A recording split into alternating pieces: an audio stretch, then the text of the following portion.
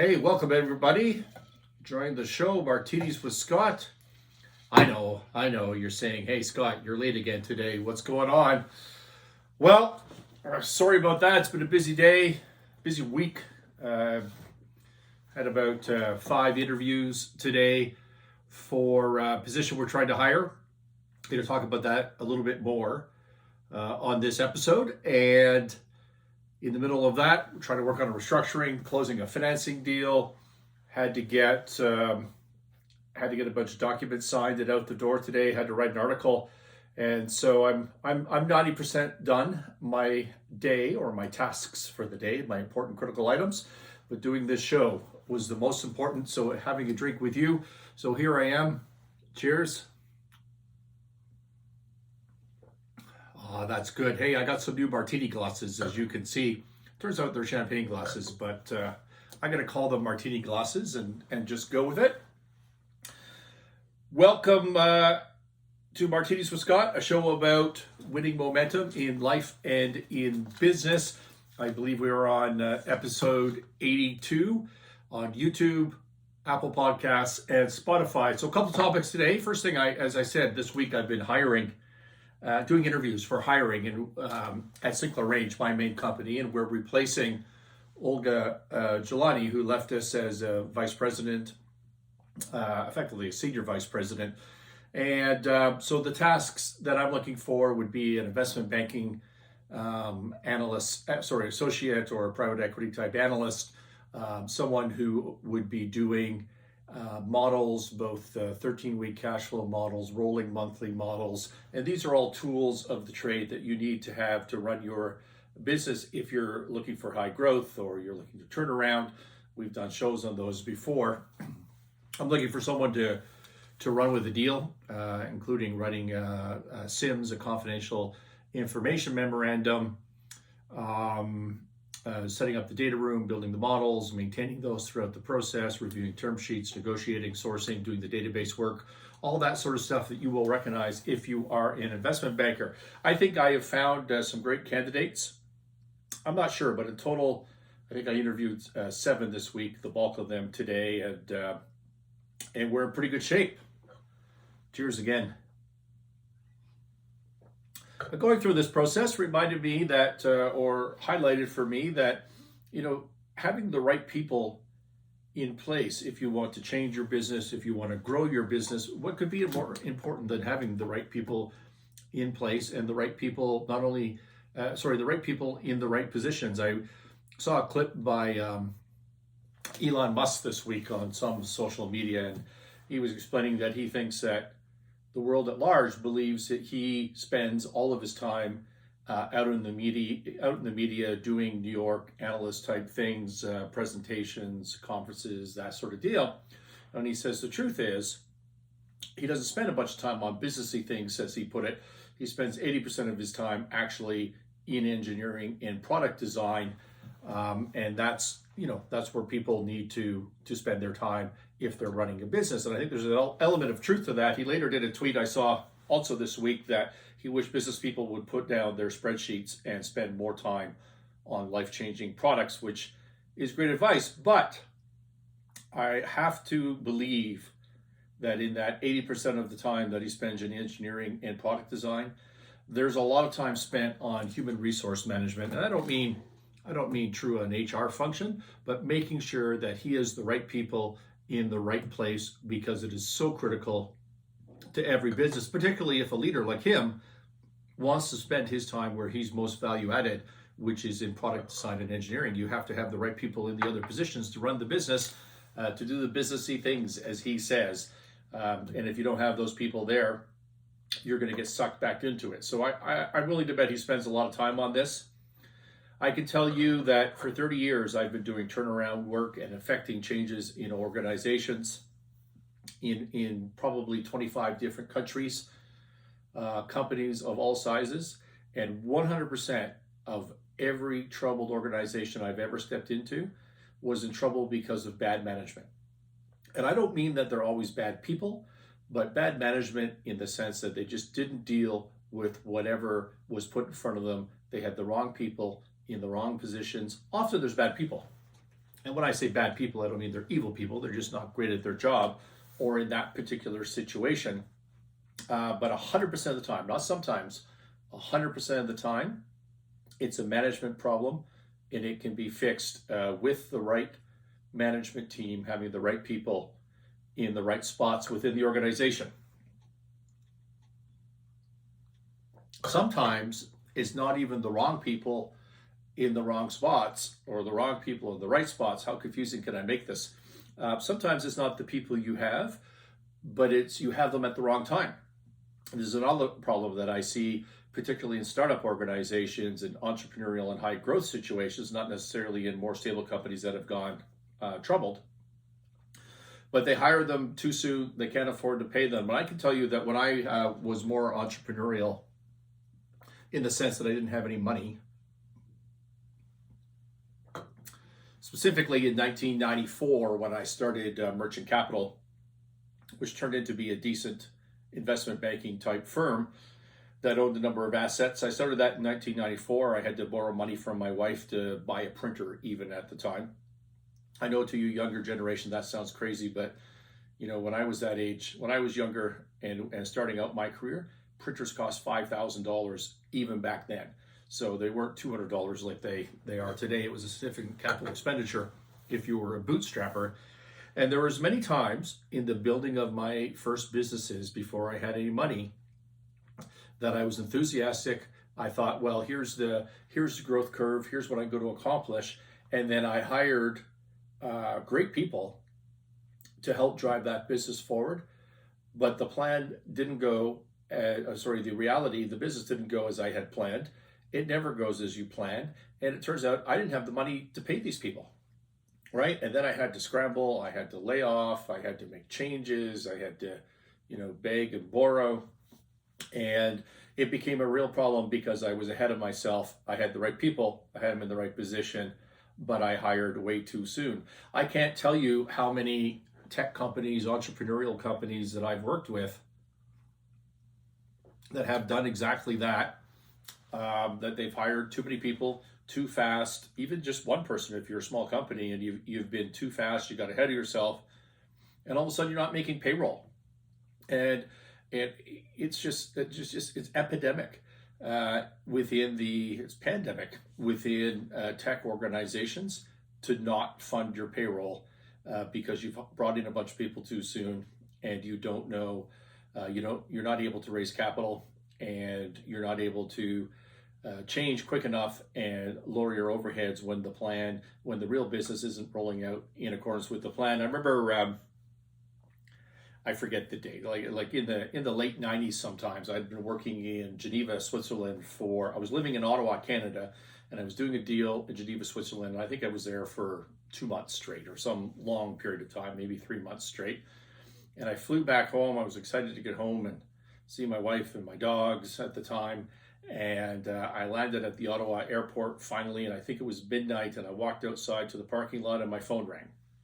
Picked it up and I answered it, and it was a client in Ottawa, and he'd been waiting for me to get back from Switzerland, and he knew when I was landing. He didn't ask me, but he found out somehow. And he said, "Hey, glad you're back. I haven't made payroll in 8 weeks. What are you gonna do about it? I need your help." And this was about midnight. So I agreed to meet him the next morning. And I remember we met at the offices of, I got up around 9 because of the time change. I got up at 9. I made a couple of calls. I got a deal prepped for him because he was in the wireless business and it was a hot space at the time. So I found a public company by about 11 a.m. that would help him out. And we closed. We sold his business by 11 p.m.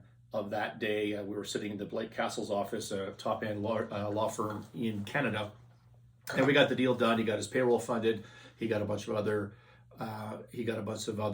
bills paid that were past due. Like I think there were some rent payments, as I recall. And he sold his company in a share-for-share exchange to a public company and ended up in a position in a public company that stock went from like 10 cents to $4 with tons of liquidity based on that deal. That was a nice one-day transaction. but it also, so it's a funny story for you and a memory for me, but it reminds me that just, so often tech deals, even today, high growth situations, they get ahead of themselves, they hire too soon, and they're unable to make payroll, which is a bad situation for everybody. So you need to know who to hire, and you need to know when to hire. So when do you hire? Here's some advice for you based on my experience. I break it down into two categories. If you have a bunch of money, or if you don't have a bunch of money. And if you have a bunch of money, then hiring is your risk tolerance. Your risk profile is different. If you got too much overhead for a few months and things aren't working out, it's no big deal. You can absorb that loss. You can make changes. And so I'm not going to worry about if you have a bunch of money. Hire whenever you think you need to drive the business forward in that particular area. But if you're bootstrapping as an entrepreneur and you don't have money, then I think the answer that you need to think about is to hire when you absolutely are incapable of doing that particular task yourself. Because being an entrepreneur, in part, is about doing things yourself, right? Just being a jack of all trades and getting things done and working 24/7.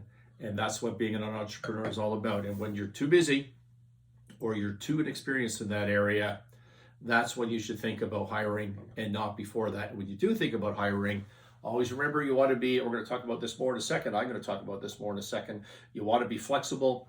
You want your compensation to be flexible. You want it to be, don't give away a bunch of stock. You want it to be participative if you possibly can. And you want probation periods so you can change your mind, because but a lot of the time, things aren't going to go the way you thought they were going to go in that high growth entrepreneurial situation. How do you hire? Well, I can tell you, so we've talked about when, now how, which comes down to the who. And I can just tell you my process. How do you hire? Do you use a recruitment agency? Do you put an ad in the paper or online, like in an Indeed.com or Indeed.ca? How many people should you interview? Should you do it yourself? If you are, what questions should you ask? How much time do you invest in this? As I said, I don't know how many people I interviewed this week, but let's call it 7 for a round number. Some of them were 20 minutes, half an hour. Some of them were an hour and a half, depending on what we had to discuss. Let's call it an hour on average. That's 7 hours out of my busy schedule doing the interview process. How many executives would do that? They normally push off this process to other people. And also, a lot of people aren't good at doing this because they don't have a game plan. And I'm going to talk to you about what my game plan is so that you can understand it. So how much time should you invest in this? How many interviews should you do with each candidate? Should you do 1 interview with each candidate, 2, 3? Who should participate in those interviews? Should it just be you, or should it not be you at all? Should it be their immediate supervisor? Can you delegate this process? Should it be a broader team? What questions are appropriate? What questions are not appropriate? Should you get into these psychology or psych checklists or mind games to test IQ and how smart they are, and all that sort of crazy stuff that you see in today's HR environment? By the way, just by the fact that I'm calling it crazy stuff should answer the question as to whether you ought to be doing that or not. Here's my advice and what I do. If you are working in any organization other than a very, very large department with a company with an established HR department, you need to be doing this job as the leader. Largely, you need to be doing it yourself. And you need to focus on culture and fit first and foremost, okay? Culture and fit. And you, as the leader, are the best person to understand who is going to fit into that culture, what you're looking for to either complement or augment your existing culture. So do the search, do the interview, do the negotiations yourself. That's what I do, because there's nothing more important for your organization. When I say I do that at Sinclair Range for everybody. I do it in our portfolio companies for every key position. I act as an advisor to interim CEO of, interim CFO of, CRO, Chief Restructuring Officer of multiple clients all around the world.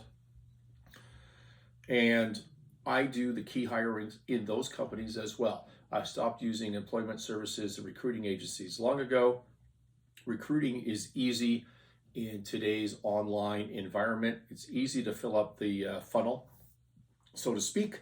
And culture, if you're trying to affect change, if you're trying to manage high growth, culture is the most important thing. And you can't trust the recruiting agencies to give you people that fit within the culture you want. So I even do the recruiting for my clients. That's part of the service. As an interim executive of any sort, you need to replace yourself with a permanent executive ultimately. So it's always seemed to me that providing that service of the recruitment and the hiring, subject to board approval or owner approval, shareholder approval, has always been part of the service. So I've done this a lot. Here's how I go about it. And I'm going to give you 2 keys to success here, apart from the process. One is you have to know what you want. So often I'm hiring financial people, and I am a financial person. So I could look at someone's CV from accounting, investment banking world, private equity world, and I can pretty much tell their technical skills based on where they've worked, the job that they've done, their position, and how long they've been there. So that makes my life really easy.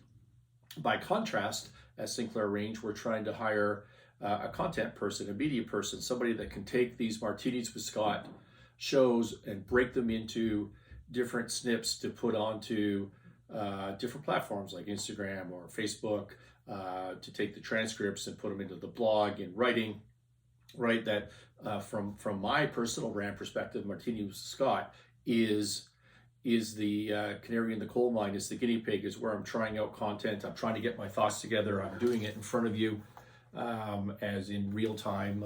It used to be live. We'll be live again when we get to the right subscriber base. But just, in as quick a time frame as possible, I'm just trying to throw some content, get my thoughts together, add value to you. And I'm looking for a content provider, a media person to take that, break it up, and distribute across platforms. Well, as you could tell from my explanation, I don't really know what the hell I'm talking about in that space, which makes it really hard for me to hire somebody, because unlike in the financial world or the chief operating officer type world or the CEO type world, where I have pretty strong views as to what I want, and I could just look at a CV and know that that's going to fit, I have no idea in the media / content world. So if you can know what you want, if you don't know what you want, get some help from somebody else to help define that role. It's going to make your hiring much easier. And here's a second piece of advice. Remember, we're talking to entrepreneurs, mid-market companies, undergoing change, smaller businesses. You're not Google. You have to sell. You're trying to buy an employee, but you need to sell yourself at the same time. And I think one of the failings in many hiring processes, is that they just come about it with an ego that's unbelievable, and they create these crazy hurdles to try to work at this place, when that's not what it ought to be. It ought to be a two-way discussion. It shouldn't be an interview. It should be a discussion. What do you want to know about my company? How can I show you what your job would be day to day? You need to make it exciting, and you need to make it interesting, and then you're going to have a bunch more candidates available, regardless of what you're paying. And if you have more candidates available, you have a better shot at getting the right person for the role. Here's my process. I write out a 1-page ad / job description. That's a good martini today. Maybe not even 1 page, maybe 2 or 3 paragraphs. We use Indeed. Depends what country you're trying to hire in, but we use Indeed a lot. If I put up a job, so Olga left us maybe a week ago, 10 days ago, I put up an ad to replace her. I'm looking for, as I said, a financial associate, financial analyst, depending what side of the street you come from. My expectation is I'll get 100 CVs really quickly. I did. I think by the end of last week, I had about 100, and so I just stopped looking at them. I'm sure there's another 100 there right now, but I had enough. I go through them, open a bottle of wine at night, just go quickly through all of them. It takes me a couple of nights, and I put a rating I put them into different file folders on my 1 to 10. And obviously, if you're below, say, a 7, you're not going to be a good fit. But I have my 7, 8, 9, 10s. I just kind of rank them out, and then I'm going to choose my top 5 or 10, depending on how many, somewhere in that range, that I want to interview. And if I have 5 ranked number 10s, if I have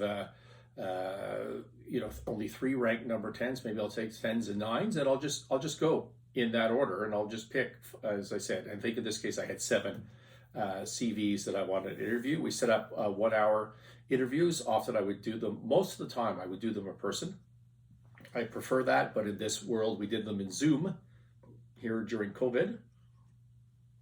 And as I said, some of them were 20 minutes because the CV is pretty simple. I got a feel for the person, which is really what I'm looking for. I'm not trying to fill time. I'm trying to get a feel for the person. Some of them were more complicated, and they had a lot of questions to me, so it took longer. My questioning, I like to walk through the resume. Just walk me through your resume. Tell me about this job. Tell me about that job. See what comes out interesting to me. I look for specific skill set and specific software familiarity, experience. So in this case, my specific skill set is someone who could build models, someone who could do financial analysis. I'm looking for people that can use the database software that we use, which is Capital IQ. And then I also look for fit within my organization, because assuming they meet the benchmark, which lots of people do if you did the right ad, assuming they didn't meet the benchmark of the technical work, how are they going to fit within the organization? What is the culture going to be? And so we run a very entrepreneurial company. We're not a big company, we're small. We're virtual, right? So we have offices, but I don't require people to go to those offices. We were virtual almost entirely, not entirely, but almost entirely before COVID hit, which is why COVID was not a significant adjustment for us. So how do you, as a candidate, fit within that environment? I see you worked at Goldman Sachs before. Couldn't you work with small companies? Because we work with really small and mid-market companies, and it's different. It's a different skill set. How do you fit within an entrepreneurial environment? I'm not going to tell you what to do. You need to figure out what to do. You need to get your work done. You've got guidance. You get to work with me directly. There's the upside. There's lots of upside to being in a small entrepreneurial firm, but it's not for everybody, right? Some people love it, but it's not for everybody. Some people hate the virtual nature of it. And so we talk about that, and I try to facilitate an open discussion as to how you're going to fit within the culture.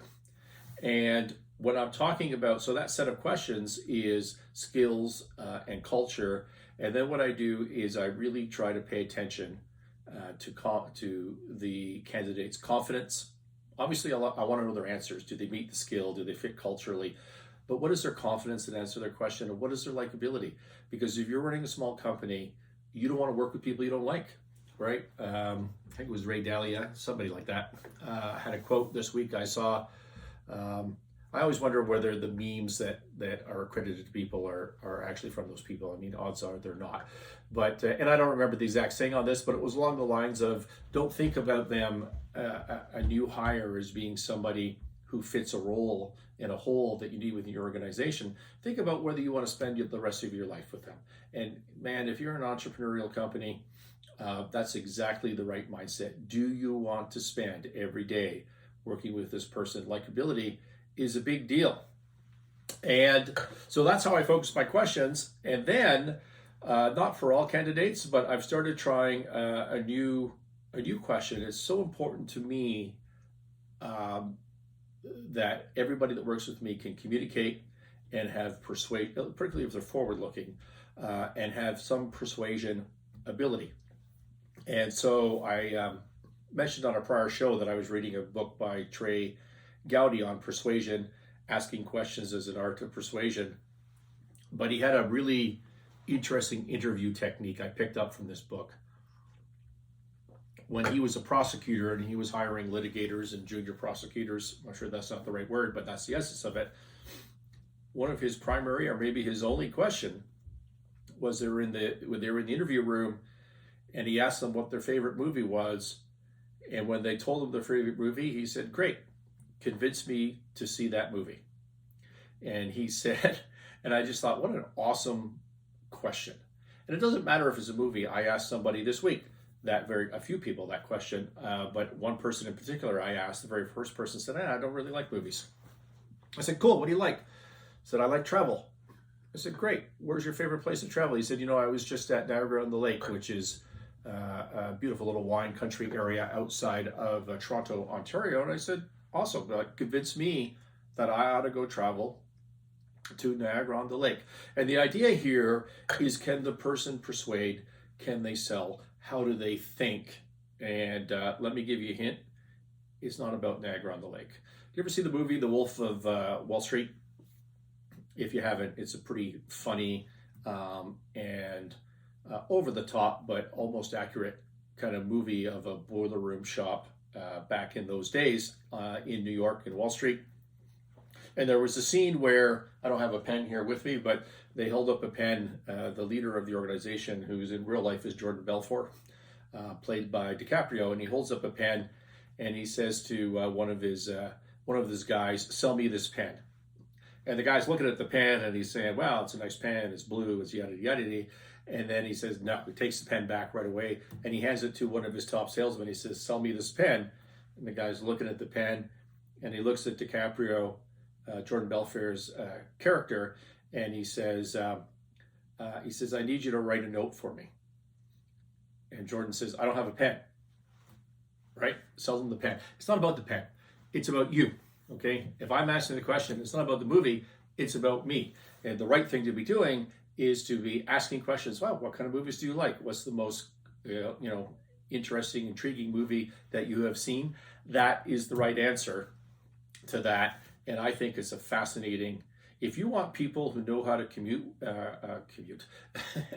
if you want people who know how to communicate within your organization, who know how to persuade, and many roles require that, what a great question. Even if they know the answer, even if they watch Martinis with Scott and they know the answer and how to approach this, it still won't change their answer because it's difficult. It's a learned skill. You can't learn it, but it's a learned skill. And by the way, in the Trey Gowdy book, he was shocked. He says he's shocked how many experienced litigators who are persuaders, right? They got to convince a jury to cast their vote in one particular direction. How many of them are terrible? Even experienced litigators, prosecutors, how many of them were just terrible at answering that question? Just as a side note, not about persuasion, but I talked about the beginning of this, how you need to know what you want when you're trying to hire and interview people. Another thing I've learned is, if I don't know what I want, let's say I hired, I don't know, a year ago now, let's say, a president for a food processing organization that I had done a turnaround on. It was a tremendous success. And now I want to replace myself and the existing CEO with a president. And I turned this organization around, not by focusing on food, but rather by focusing on the balance sheet, focusing on organizational culture, focusing on employee empowerment, things that are applicable to all organizations, not just to the food business. And we got the company from really in trouble to not in trouble and profitable, but not awesome. Okay, and the next step was to take it from not in trouble, making some money, to awesome. That was the next step. I could have stuck around and done it, but I'm really expensive for that, and probably somebody more full-time with food experience in operations in this particular case was going to do a better job. So I said to my client, I think it's time for me to move on. It's time to replace myself. It's time to have that skill set. I was able to define it. But here's what was fascinating. Through the interview process, if you do it yourself and if you take it with the right, if you approach it with the right attitude, what an amazing learning experience. I mean, it just blew me away. Think about it. What if you had some of the top, like say the top 10 professionals in an industry with this particular skill set, and you had an hour of each of their time for free, an hour of each of their time for free of top leading industry experts, and you got to sit down with them and you got to say, hey, how did you manage this change in your last job? What are the key items that you look for in operations? Tell me about this. Tell me about that. How instructive is that to you as a leader? It's invaluable. It's such a fascinating experience. I love doing that. And it's not like I'm using their time without a job at the end of the day. I'm still evaluating them, but it becomes not an artificial hiring process, which so many companies orchestrate, but rather a real conversation with an element of persuasion and education. And it's a fantastic experience. Don't forget to sell them at the same time during the interview. You're a high growth company. You're expecting people to have fun and participate and work their butts off. You're a turnaround company. People need to work around the clock, take some risks that you're going to go bankrupt. You need to sell them on joining your organization just as much as they need to sell you that they are the right person. I always ask for compensation expectations. So I don't create a grid. I don't create a slot within an organization that has a pay package attached to it. I say to you as one of my questions, what's your salary expectations? And they tell me. And if you don't tell me, then you're not going to get a job. And so I sell businesses for a living. I finance companies for a living. I don't ever set a price on anything. Let the other party set a price. And my view on this, it's not just negotiation, although it's part negotiation, but my view on this is take the job that I'm hiring for Sinclair Range today. I had numbers of 110 down to $50,000. That was the range of applicants. That's a pretty broad range, right? So if I'd said, well, this is a $60,000 job, $60,000 job, I would have lost a $100,000 person in that discussion. If I'd said it was a $90,000 job, the people who are expecting to get 60 may be thinking, am I even capable of doing this job? It's a great market. Okay, if you're a smaller company, if you're a middle market company, it's a great market. If you're at Citigroup, or you're at a bank, or you're at GE, there's levels, there's grids, there's jobs. There's nothing gray about that. Okay, there is nothing gray about that HR chart. And I come from the accounting world. In the accounting world, I could be the best senior manager or senior, whatever the levels are. I could be the best in the world or the best in my jurisdiction under that profit umbrella, Canada, let's say. And, I could be the best there is, and I'm going to be making $10,000 more than the worst there is. Like, there's a really narrow band after bonuses, after everything. But if you're entrepreneurial, if you're smaller, you can do whatever you want. So I want to know what they need to live, what their expectations are, and then I want to rank that. At the end of the day, I want to look, okay, I evaluated this person. I always use a 1 out of 10 scale. And so I gave them an 8, and their compensation expectation is, say, $90,000. I just made that up. And I gave this person a 7, and their compensation expectation is $60,000, which is better for me. I'm not sure, right? So I need to go through that. So that's part of my questions. I always ask for compensation expectations. I rate my candidates. I write it on their hard copy of their CV. And then that's it. I do one interview because it's me. I don't have anybody else I have to talk to. I get it done. I've learned. I've sold them. I've evaluated them. I know where I think they're going to fit within my culture. And then I make them an offer. I'm probably going to make someone an offer on this job tomorrow or Tuesday after the Canadian Thanksgiving weekend here. I think I've already decided who that is, and I know what I'm going to offer them because they told me their compensation expectations, and I'm okay with it. Will I get it right? Will you get it right? Will you hire the right person? Well, I think if I were to go back to my track record, I'd probably get it right 80% of the time. But I do a lot of this. What if I only got it right 50% of the time? Here's the idea. Do I get it right 100% of the time? No. Will you get it right 100% of the time? No. Nobody gets it right 100% of the time. How often do the recruiters get it right? Like way less on a percentage basis. You do not get it right. You just need to accept it. What you're trying to do is increase your odds of getting the right candidate. You're trying to lessen your investment of time and risk in this process. And then what you need to do is you need to hire them. You need to put them on a probation, say a 3-month probation. And if it doesn't work, You get rid of them and you do it again. Okay, get rid of them and do it again, and you be aggressive. You be aggressive. Allow people to learn, but you need to make change when it's not working out, because you cannot be certain that you're hiring the right person. No one is certain that they're hiring the right person. There's a dirty little secret about business. You never know that you're hiring the right person, but you know pretty quick if they're the wrong person once you've hired them. Don't be afraid to make that change. They're not going to change, and even if they are, why are you taking the risk of that happening? You start incurring severance, you not getting the job done. It's a real problem. So hire aggressively, hire quick, and make changes if you need to as soon as you can, and do it again. There's my advice to you.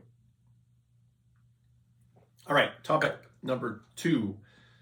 Should leaders lie? This is the most, this is maybe more fun and less dry. Like, at this hiring thing and having the right people in the right spot is probably the most important thing you could possibly do for your business of any size, even 1-2 person entrepreneurs. That's a critical issue, maybe even a more critical issue. But here's maybe something more fun. Should leaders lie? Should you expect leaders to tell you the truth? As many of you know, if you watch the show, or if you know me, I'm a big Scott Adams fan. I have been for probably 3 years. Scott Adams is the creator of Dilbert cartoons. He is also a multi-New York Times bestseller list author. He has a pretty famous podcast, has been a commentator on U.S. politics, and teaches the art of persuasion. And it's the persuasion part that is the most important thing for me. And honestly, from Scott Adams' perspective, I think he would tell you that talking about U.S. politics is interesting. It's the blood sport of today's culture, right? So if you want attention, you need to kind of talk about U.S. politics, particularly with Trump around. But it provides a setting, it provides a backdrop for him to teach persuasion techniques, which is what he's really all about. He's not about the politics, he's about the persuasion. The politics is a mechanism, a mechanism for him to do that. So on his, he does a daily podcast, I think it was 2 days ago, he asked the question, should we expect the truth from our leaders? Should your president, and this doesn't have to be about Trump, should any president be expected to tell you the truth all the time? Is that part of the job description? And I think it's an interesting question. What do you think? Do you think that your president, if you're American, your leader, no matter where you are in the world, should they tell you the truth all the time? Here's something to consider, maybe an easy one.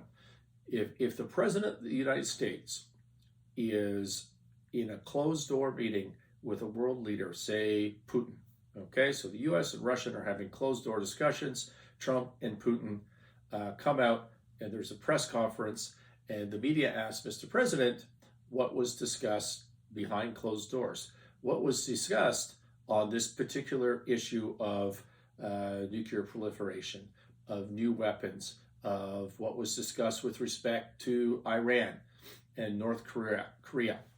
Do you think that your president, that your leader should answer that question truthfully? Do you think they should include all facts that are relevant from that discussion, or should they omit some facts and maybe spin this in a different way?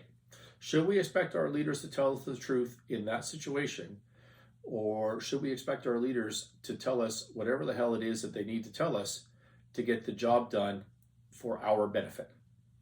Right, to maintain the relationship, to not embarrass that world leader, and to persuade that leader, that country, and us as the recipient, as our leader. We're the followers. Should he be persuading us in a certain direction? Right? I mean, to me, that's a pretty simple answer. Here's another one. What do if you ask the president, what do the intelligence agencies tell you about the state of China right now? Chinese IP theft, right? Stealing from and spying on American companies and American citizens. What's the state of the Chinese military preparedness, the state of their weapons? What should we be doing about Chinese aggression throughout Asia and around the world? Would you expect a full and honest answer to those questions? from your leader? Is it even in your best interest to receive a full and honest answer to those questions? Or would a full and honest answer just make your leader's job impossible and therefore be shooting yourself in the foot? So Scott's point is that there's a number of examples where we don't expect our leader to tell us the truth. We want our leader to lie to us if it is in our best interest. And what I would tell you is it's similar or the exact same in business, right? In government, being a president of the United States is like being the head, the CEO of a major organization, the most major organization, right? But the same concepts apply to leadership throughout. So what do you think about that? Do you think that leaders should always tell you the truth, or do you agree that there's times when they should lie to their followers or not be complete? I believe it. I think that leaders should not always tell the truth, but I'm not 100% on this. I have examples where I think they ought to tell the truth, and I think that Scott Adams has it wrong. I think that President Trump has got it wrong, and I'm going to give you an example because I think it's a great lesson for being a business leader and affecting change within your organization. The economy, we would all agree with this, right? The economy is a massive confidence machine. That's what it is. It's a machine that relies on confidence. It relies on consumer confidence for growth, right? Because consumers need to be confident enough to spend money. They need to go to Target. They need to go to Walmart. They need to go buy groceries, right? If consumers stop doing that, spending their money on junk, things kind of grind to a halt, okay? The economy relies on business confidence. Business confidence is spending money on whatever, investing in capital projects, capital expenditures, hiring new people for growth, for future growth, right? That's business confidence. And if you have confidence, consumers spend money, businesses spend money, that drives the machine, and it's just a self-perpetuating confidence machine. So that's what an economy is. Which message would you, knowing that it's a confidence machine, which message do you think is better coming from your president? If you were an economy with all measurable benchmarks like GDP, employment, unemployment, wages that are growing, everything is, all those measurable items are moving in the right direction. What do you think is a better message for the economy for you? Would it be a president that says, everything is going amazing. I have done a terrific job. You've never seen anything better. We are stronger than we have ever been. GDP is through the roof. We're bringing industries back. Unemployment is the lowest it's ever been. It's the lowest it's ever been in these minority communities, right? Wages are rising. Like under the last guy, they didn't rise at all. They haven't risen for 20 years under either party. But with me, wages are rising and we're bringing back jobs that it was said to you, we will never bring back those jobs. Okay, there's one message from a president. Or would you rather have a president come in and say, yeah, GDP is going up, unemployment's way down, wages are increasing, but honestly, this economy is not working for everyone. It's not working for everyone. There's weakness in these particular sectors, and in those sectors, that's going to drive us backwards. If we don't make real change, things are not going to work. And the growth, by the way, in this particular sector isn't helping climate change. I know it's a big driver of the economy, but it's not helping climate change. And climate change is an existential threat. And so what we need to do is put a stop to that sector of the economy right now and drive it backwards. Okay? Which message, if the economy is a giant confidence machine, which message do you think is better? Because, they might both be factually true. It might be that we've had the highest growth we've ever seen in a long time. It might be that unemployment rates are the lowest they've ever been, outright or within these minority communities. It might be that the wages are rising for the first time for the first time in 20 years. And it may also be true at the same time that there's weakness, that certain areas of the economy are counterproductive to carbon emissions. And if I happen to care about that, if you think that's important, well, the logical solution is to kill that part of the economy. So the facts, depending on your perspective, could be true. But what is the better message for a confidence machine. I think it's pretty clear, right? I think it's pretty clear that as a leader, if you want growth, if you want people to have jobs, and you want them to have wages, that you need to focus on the positive message. You can't focus on the negative message because you're going to kill the confidence machine, right? Does that just seem obvious to you? So there's an example where I agree that regardless of the facts, including in a business, right? As a leader of a turnaround business, do I stand up and say, you all suck? No, I don't say that. I focus on the positives. I focus on the positives, even though there may be things that suck within that organization. As a leader of an organization, I strongly suggest you need to focus on the positive message. So Trump, as the President Trump, as the leader of the US, according to the Washington Post, I Googled this before I got on, has over 20,000 lies from the fact checkers in 14 months. They don't publish those lies. I'm willing to bet, though, I would never look at them because I don't have time to look through 20,000 lies.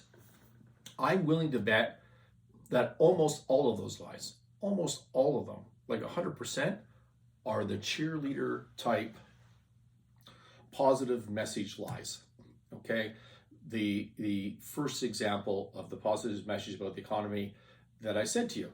And it may also be true that there's negative messages that were left out. Okay? But there's a reason for that, and that is leadership. You need to lead positively within your organization, even if negative exists. Okay, so there's one type of lie that I agree with.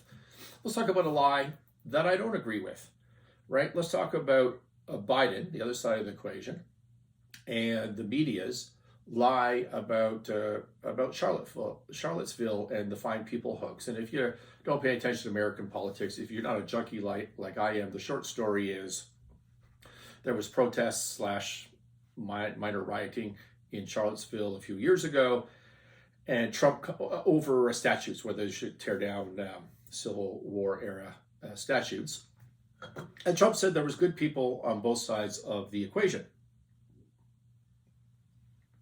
And what the media, CNN and MSNBC, said was that he said there was good people on both sides of the equation, which that includes the white nationalists and the neo-Nazis and the bad racist white people, which is precisely they offered as evidence a video of him saying that, but it's precisely the opposite of what he said, because if they hadn't have edited the video and lopped off the immediate next clause of the sentence, like immediately, they didn't even have to lop off 3 sentences, just the next clause. He said, oh, by the way, when I say both sides of the issue, I'm talking about the statue issue.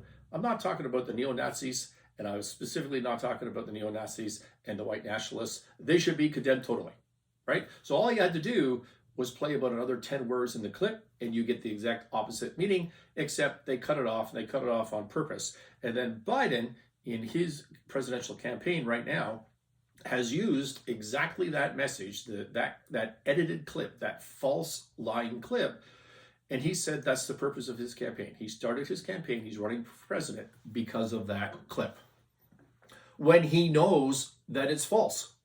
He flat out knows that it's false. So here's a question on that. So he's a leader, right? He's been around 47 years. He's been a leader. He's been vice president of the United States. He's told you a lie, right? Look it up on the internet. Look it up anywhere. Just look up Fine People hoax, and you're going to find all the evidence. You don't have to believe me. Look at the transcript. Look at the videos. Everybody knows it's a lie. The media knows it's a lie. Biden knows it's a lie. Harris knows it's a lie. Everybody knows it's a lie. Is it a good lie for you? Is it a good lie? Did that help you as a citizen of the United States?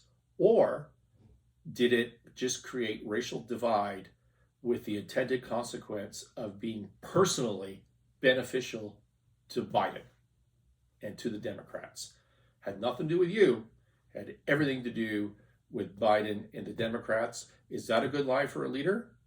Not in my opinion. I think it's evil. I think it's just flat out evil. It's destroying the country.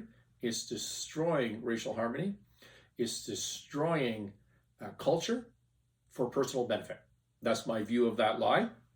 And so you don't have to agree with me, by the way. That's just my personal view of that lie. I can't imagine why anybody would think different. But, that's if you know it's a lie, if you do your research and you find out it's a lie, then I don't know how you conclude it's not evil. The point being, as a leader, there's a difference in the type of lie.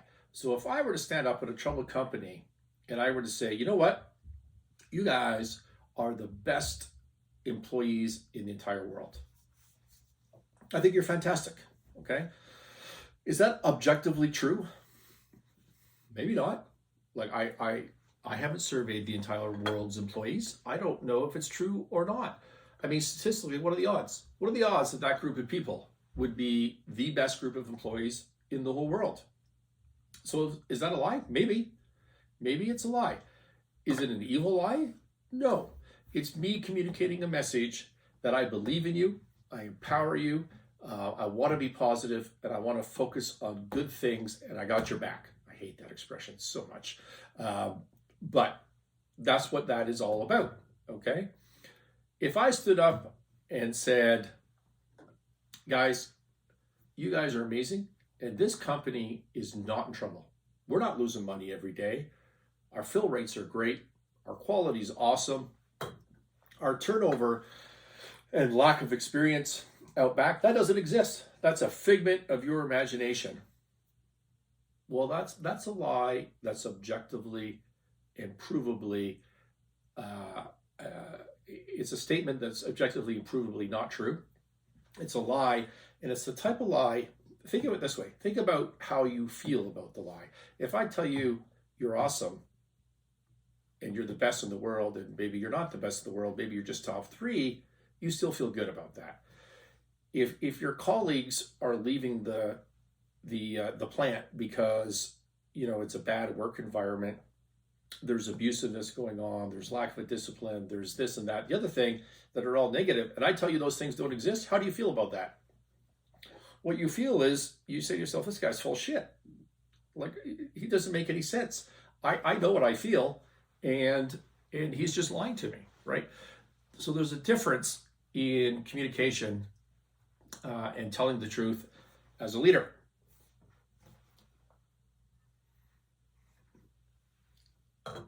Another important thing to consider as a leader when telling the truth or exaggerating or trying to set a bogey over here. Another example, before I say this, there's another thing that I do in turnaround companies that drives some managers nuts, is I say, okay, well, I want my say my fill rate. We're shipping product out, and how often do we, percentage-wise, how often do we ship the products on time, right?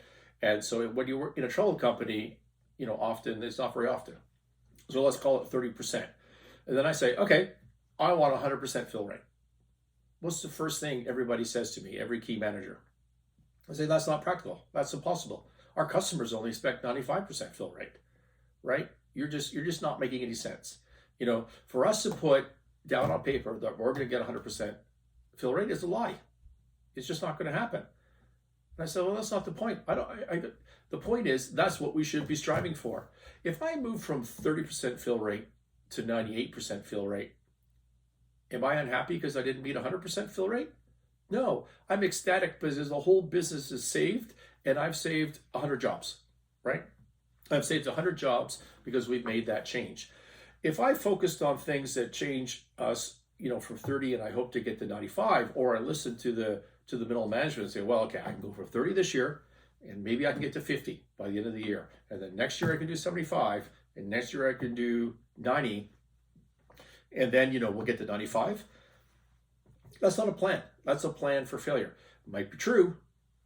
It might be absolute true as an objective, but you're not going to get to where you need to go quick enough unless you set these sort of bogeys that are unattainable but directionally accurate. I believe a lot in directionally accurate, okay? So think about that. Here is an example where I think exactly the opposite. And let's go back to politics, and let's talk about President Trump and the coronavirus. When you're in a situation that is highly troubled and things are bad, you cannot lead people unless they trust you. Like, job number 1 of persuasion is to have attention, but it also has to be trustworthy. You have to, so I would call it 1A, 1B. If they don't trust you, then you're not going to be able to lead and you're not going to be able to persuade. Okay? So to be trusted in a troubled company, here's what I see often in troubled companies is the leadership stand up and say, I'm a victim. This happened and that happened and my bank is giving me a hard time and there's nothing I can do about it. And if only I had a bunch more money in a new bank, I wouldn't have that trouble. If you heard that pitch and you were asked to put money into that situation, would you trust that management team? Let me work through that for a second. Let's say you've got a company that owes a bank $5 million and you're an investor. They owe the bank $5 million and the company's losing a bunch of money and they come to you and say, here's what I need. I got a new bank lined up. I can get rid of this old evil bank who's giving me a hard time and I need $2 million from you as equity investment so I can just kind of short my balance sheet. Then the new bank's going to come in and then I'm going to have a new bank who's not giving me a hard time. I'm going to have your $2 million and I can do a bunch of awesome stuff. Okay, and none of my trouble is my fault. It's because the bank gave me a hard time or, the Chinese came after me or whatever, okay? Would you invest in that company? Do you believe that management team? What if the management team or me representing them came and said, you know what? These guys are terrible. Like, honestly, I can't believe how bad this company is. Like, it's really bad. It's really bad. Here's the 4 things that they did wrong, right? They didn't handle their banking relationship. They didn't report on time. They've been losing money and been losing money because they haven't responded to market pressures. And here's exactly how. And by the way, here's the 1 person or 2 persons within this organization that personally created this problem. They're terrible. And that doesn't mean they're evil people, but they were the wrong people in the wrong role, right? Coming back to our hiring situation. They're the wrong people. So when you look at this, Mr. Investor, it looks bad on paper. I'm telling you, it's worse. It's worse than that. These guys are terrible. I can't believe it. Here's what we've done.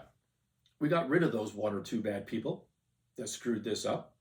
We got an easy fix to those other 2 or 3 things that I told you about. Here's how we're going to fix that.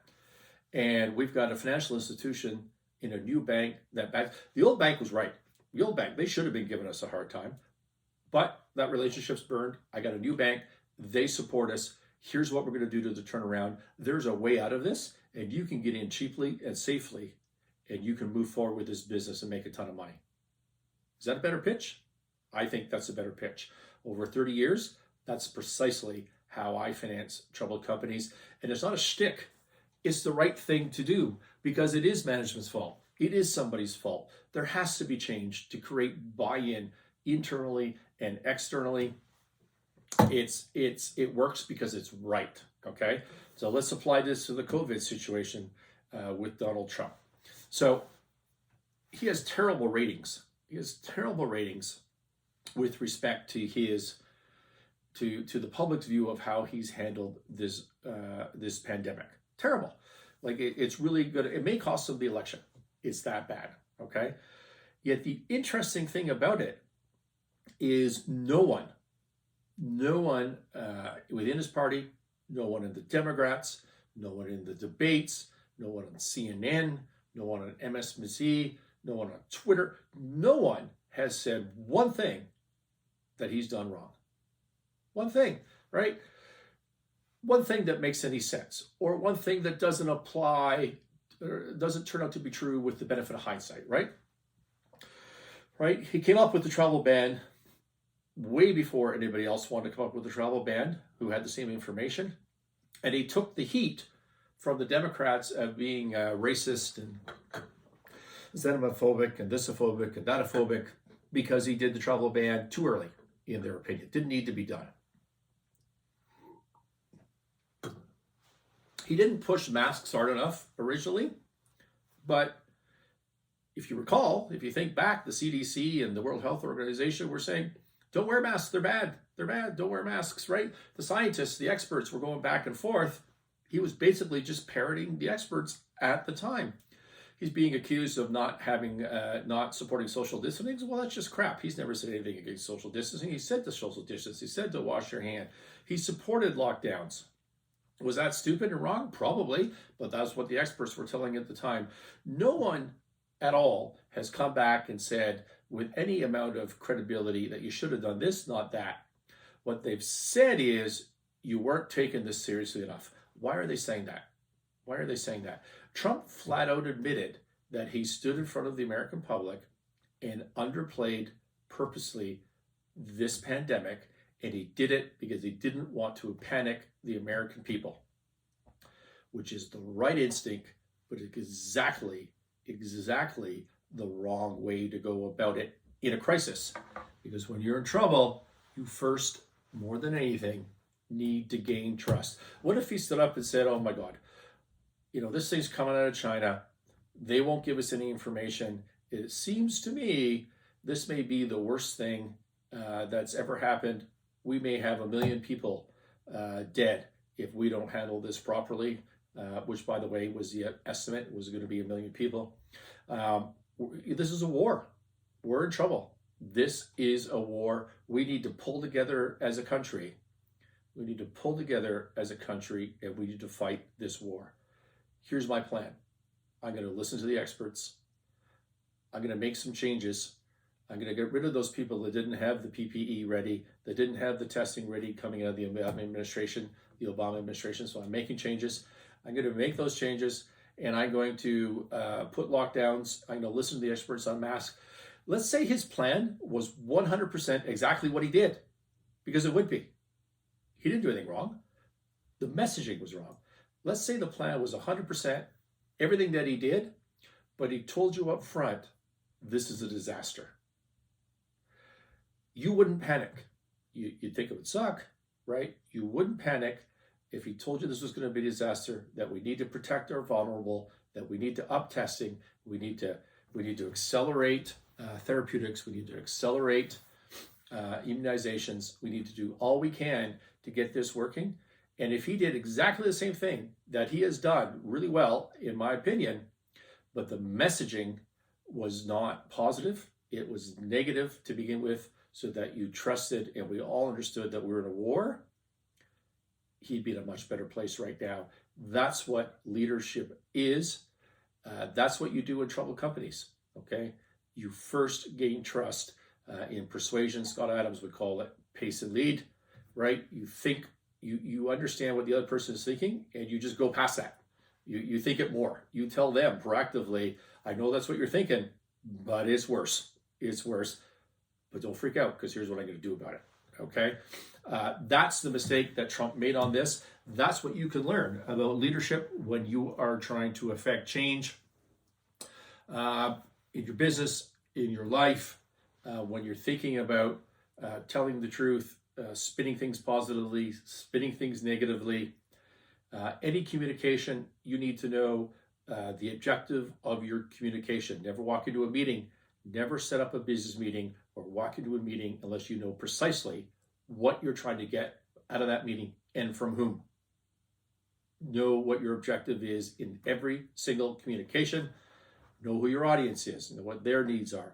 Understand whether they're persuadable or whether they're not persuadable, and understand the current state of the nation.